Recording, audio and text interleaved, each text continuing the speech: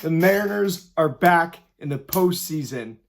Welcome to the Dom Skiing Channel, your one-stop shop for the Mariners storylines on Seattle's minds. And when we kicked this off at the beginning of the year, there was one goal that this team had in mind: make it back to the postseason. Jobs were on the line. We didn't know what this team would look like. And with new pieces and old coming through on Tuesday night, September the 23rd, 2025, the Mariners, for the second time since 2001, are in the postseason. Once you get in the dance, anything can happen, and now the Mariners are in the dance. Mike Cameron has my favorite quote of all time on what matters in the playoffs. And those two things are pitching and health of pitching. So that could comfort Mariners fans to know that on a night where the offense underperformed for a large majority of the game, the pitching that the Mariners hold true to by their values of dominate the zone is going to be there in the playoffs. Bryce Miller start off with Bryce Miller. There's so many places we could go, but man, he wasn't too bad. He comes in, goes 5.2 innings, only allows one earned run, and then ends up with 3 earned runs because Bizzardo after him let in a few more. However, doesn't allow any homers. Mariners just kept these Rockies hitters at bay, and I have to be honest, I went into the park right at 4:40 as soon as it opened, see these Rockies hitters take BP. I was with my good friend Jack, and we bet how many Rockies home runs are we going to see in BP, because they weren't hitting any for several minutes. I said 6, Jack said 2. It ended up being 5, just in case anybody cares. But for a while there was a good 10 minutes where there was none. And then they all came in a big clump. Most of them were Jordan Beck, one of our Rockies' few respectable hitters on the night, who had a double. Mickey Moniak also did.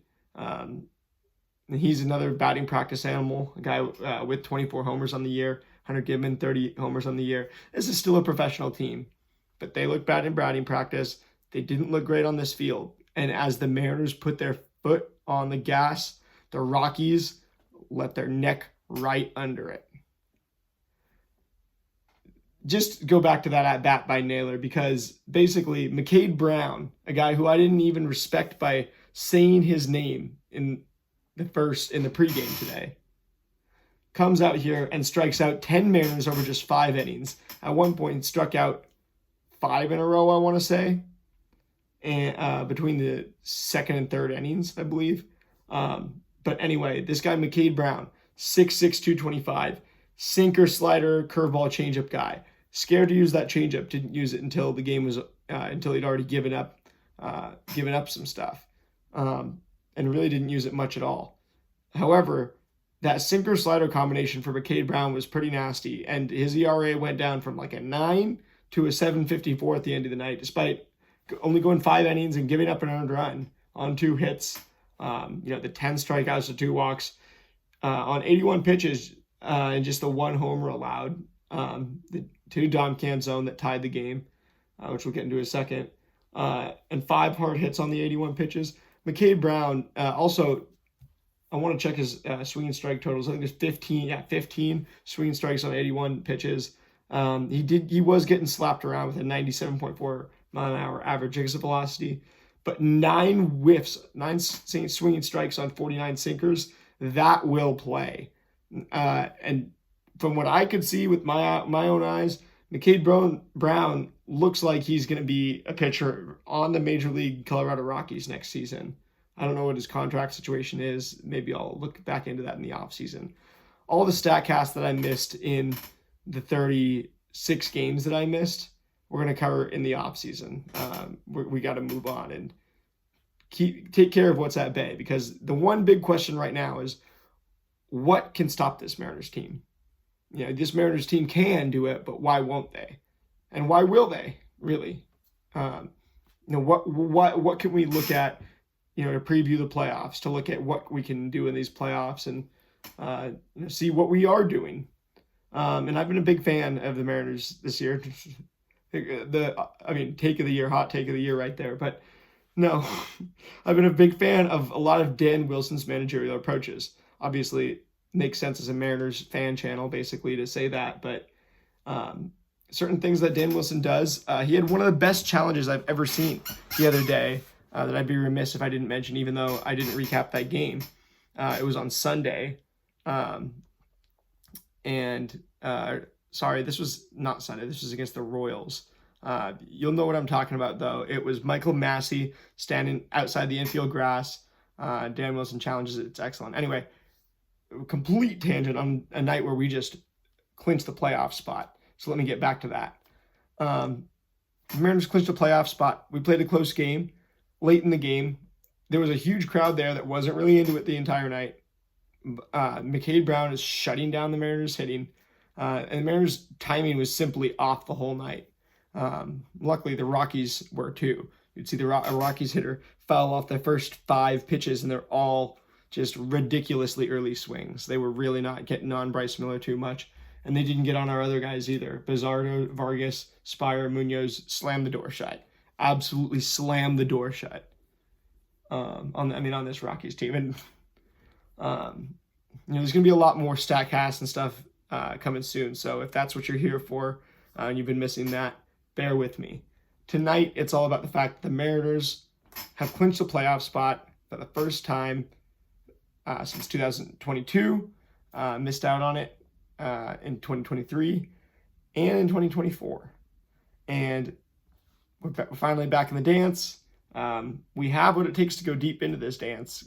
Really what we are right now is a super hot, streaky team who gets really cold as well. We're super hot at the beginning of August, went like 10-1, got super cold towards the end of the month, got super hot again, 1-10 in a row. And now we're really hot. We're scorching hot right now again.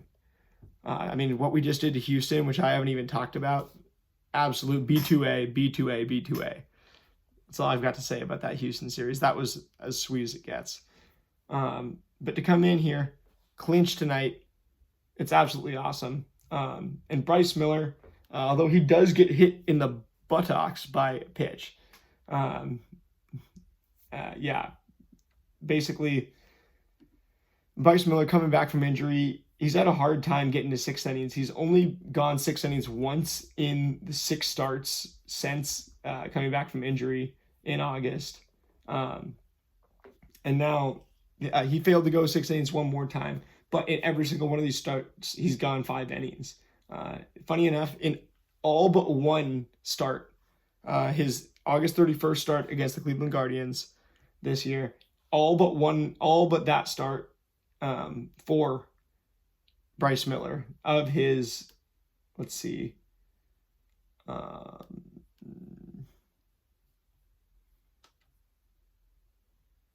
he's got like 15 starts under his belt. Yeah, he's got 15 starts under his belt, and all but one of them were 4 or 5 innings, between 4 and he either exited in the 5th or the 6th inning. And then I'm sorry, I don't know why I'm even talking about Bryce Miller right now. To be honest, I could do plenty of post game, but we'll save that for the pre games coming up. The main thing is the main thing. The Mariners are back in the postseason. Leave a comment down below. Tell me, who would you like to face the most if you're the Mariners in round one of the playoffs? Would you rather face the Guardians or the Tigers, as the AL Central completely isn't decided yet? Those teams are still in the wild card hunt. Would you rather face the Astros?